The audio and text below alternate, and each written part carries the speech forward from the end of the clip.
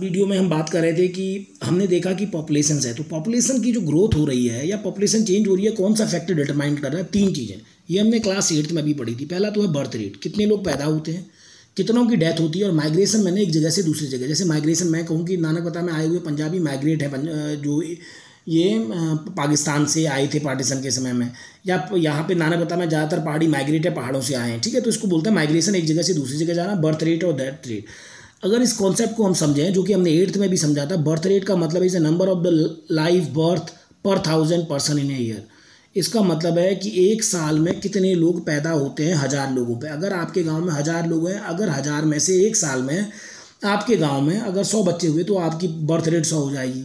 अगर 10 पैदा हुए तो आपकी बर्थ रेट 10 हो जाएगी। तो is the number of the live birth, अच्छा जो पैदा हुए हैं उनमें से भी कितने लोग बचे हैं, क्योंकि ऐसा बहुत होता है बेटा, जो नए बच्चे पैदा होते हैं उनकी डेथ होने की पॉसिबिलिटी बहुत ज़्यादा होती है, जिसको हम इन्फेंट चाइल्ड मोर्टेलिटी या चाइल्ड मोर्टेलिटी रेट बोलते हैं। एक साल तक के बच्चों की बहुत ज़्यादा डेथ होती है अलग अलग कारणों से, मेल न्यूट्रिशन होने के कारण से, इन्फेक्शन होने के कारण से, अच्छी मेडिकल और न्यूट्रिशन फैसिलिटीज़ मम्मी को न मिलने के कारण से।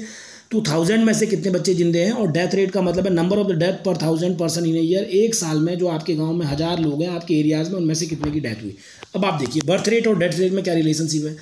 अगर आपके गाँव में 1000 लोग हैं, 1000 लोगों में से आपके गांव में 17 बच्चे पैदा हुए एक साल में, तो आपकी बर्थ रेट हो गई 17, और डेथ रेट आपकी है 1000 में से कितनों की डेथ हुई, और आपके गांव में डेथ हुई 15 की साल में, तो 17 बच्चे पैदा हुए, 15 की डेथ हुई, तो फिर भी कितने बच्चे, देखो 17 तो आए थे लेकिन 15 लोग चले गए बुजुर्ग लोग, तो फिर भी 2 बच्चे बच गए, तो आपकी ग्रोथ रेट पॉपुलेशन की कितनी हो गई, 2% हो गई।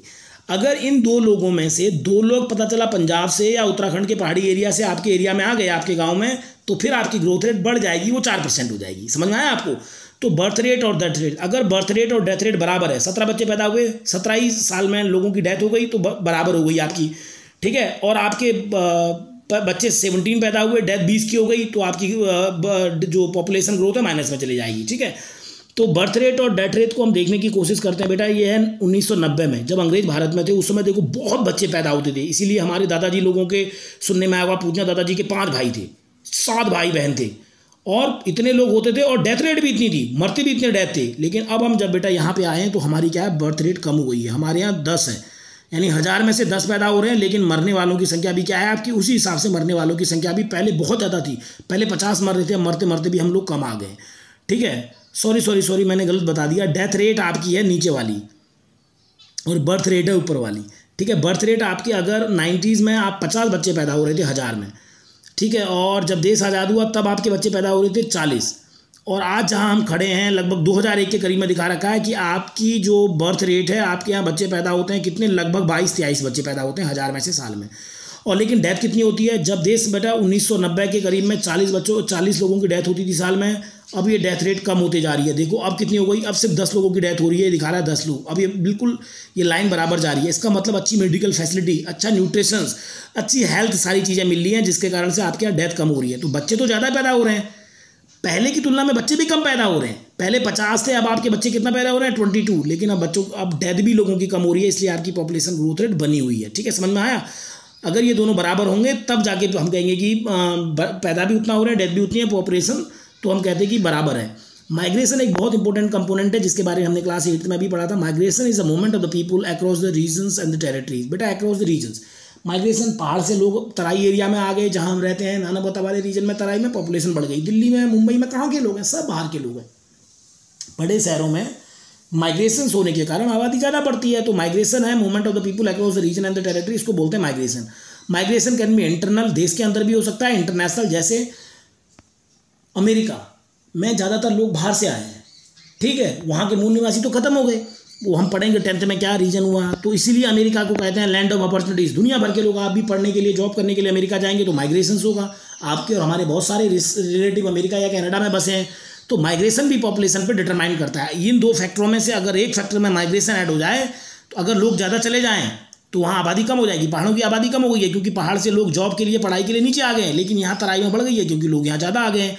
तो बर्थ रेट और डेथ रेट के अलावा एक इंपॉर्टेंट फैक्टर है माइग्रेशन, ठीक है। एज कंपोजिशन भी एक बहुत इंपॉर्टेंट फैक्टर होता है कि एज, आपकी पॉपुलेशन में कितने लोग बच्चे हैं, कितने लोग जवान हैं, जैसे एडल्ट्स एज चिल्ड्रन। बेटा तो हमने ये देखा था composition of nation generally 3 category होती है। बच्चे होते हैं जिनकी 15 साल से कम उम्र होती है, ये काम नहीं करते हैं, ये डिपेंडेंट पॉपुलेशन कहा जाता है। वर्किंग एज 15 साल से लेकर 59 साल के लोग ये काम करते हैं, इसको वर्किंग पॉपुलेशन कहते हैं। और एज्ड पीपल हो गया 59 साल के। देखो जिस पॉपुलेशन में एज्ड 59 से ऊपर और 15 से कम के बच्चे ज़्यादा होंगे, उस पॉपुलेशन में वर्किंग पॉपुलेशन को ज़्यादा मेहनत करनी पड़ेगी इनको फीड करने के लिए, क्योंकि ये डिपेंडेंट है। बच्चे और बुजुर्ग किस पे डिपेंडेंट है? वर्किंग पॉपुलेशन पे। लेकिन अच्छी बात पिछले कुछ सालों में भारत में रही है कि भारत में वर्किंग पॉपुलेशन ज़्यादा है, हमारे यहाँ यूथ ज़्यादा है। हमने देखा था ना, आधी आबादी हमारी 25 के करीब है। तो लेकिन दुर्भाग्य ये है कि हम उसको जॉब या इस तरह की अपॉर्चुनिटीज़ नहीं दे पाएंगे। तो देखो चिल्ड्रन क्या है, दे आर इकोनॉमिकली अनप्रोडक्टिव। बच्चे बेटा इकोनॉमिकली कोई चीज़ प्रोडक्टिव नहीं करते हैं, ना तो वो इंडस्ट्री में जाते हैं, ना खेत में जा पाते हैं। और need to be provide with उनको फूड, क्लोथ, एजुकेशन, मेडिकल, उनमें बहुत ज़्यादा इन्वेस्टमेंट लगता है। तो डिपेंडेंट पॉपुलेशन वर्किंग एज में दे आर इकोनॉमिकली प्रोडक्टिव। आपके पापा, मेरे पापा या हम लोग प्रोडक्टिविटी करते हैं, बायोलॉजिकली रिप्रोड्यूस। और ये क्या करते हैं, वर्किंग एज है, ये नई जनरेशंस को भी पैदा करते हैं। दे कॉम्प्राइज द वर्किंग पॉपुलेशन। तो वर्किंग पॉपुलेशन हो गई जो बीच के लोग हैं। एज है ये हमारे दादा दादी लोग हैं, परदादा दादी जो लोग हैं, ये लोग economically productive, though they can be economical productive, though they are may be retired. लेकिन ये लोग क्या होते हैं, रिटायर हो गए होते हैं, तो ये लोग भी काम नहीं करते। तो किसी देश में इसका भी बैलेंस होना ज़्यादा जरूरी है। अगर किसी देश में वर्किंग पॉपुलेशन कम है, बच्चे और ज़्यादा उम्र के लोग ज़्यादा हैं, तो उस देश का बुरा हाल हो जाएगा। क्यों? क्योंकि ये लोग जितना प्रोड्यूस करेंगे उतना यहाँ कंज्यूम हो जाएगा।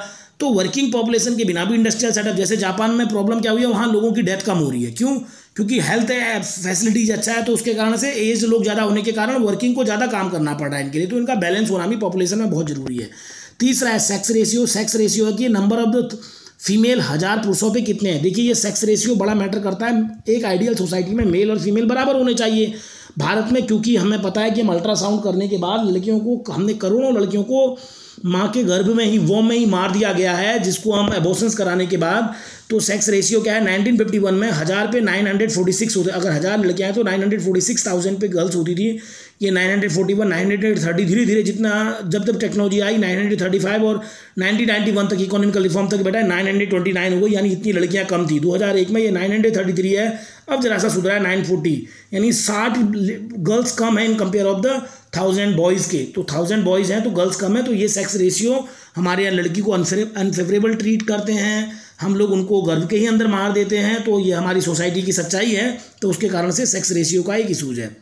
लास्ट पॉइंट है प्रोजेक्शंस ये किया गया है 2020 में जो हमारी पॉपुलेशन इतनी हो जाएगी, 2030 में इतनी, 40 में इतनी, 50 में इतनी। तो प्रोजेक्शंस ये है कि इंडिया शायद 2030 तक चाइना को पीछे कर दे और दुनिया का सबसे ज़्यादा आबादी वाला देश बन जाए। That is not a very good news. हमारे रिसोर्सेज पे ज़्यादा प्रेशर होगा। ठीक है, तो आपको क्या करना है, जो 2 वीडियोज़ मैंने आपको भेजे हैं आपके चैप्टर को एक्सप्लेन करते हुए, आपको इन वीडियोज़ से आपने जो कुछ सीखा है वो मुझे आपको एक 4 मिनट के ऑडियो में भेजना है, जो कुछ भी आपकी समझ में आया। और ये कंपलसरी है सब लोगों को, ठीक है। जो लोग नहीं भेजेंगे आई कॉल देम। और ये देखिए मैप है, ये मैप आपको बनाना है पॉपुलेशन डेंसिटी का, इसी तरह से कलर करते हुए। और ये सारे पॉइंट्स मैंने कि अच्छा कौन से राज्यों में कितनी पॉपुलेशन है ये भी मैंने बताया था। देखिए आंध्र प्रदेश, वेस्ट बंगाल, बिहार, महाराष्ट्र, उत्तर प्रदेश, इनमें आधी से ज़्यादा पॉपुलेशन है। तो ये सारी चीज़ें लगभग हम कवर कर चुके हैं। Thank you dear, have a nice day. आपके वर्क का मैं इंतज़ार कर रहा हूँ। Thank you.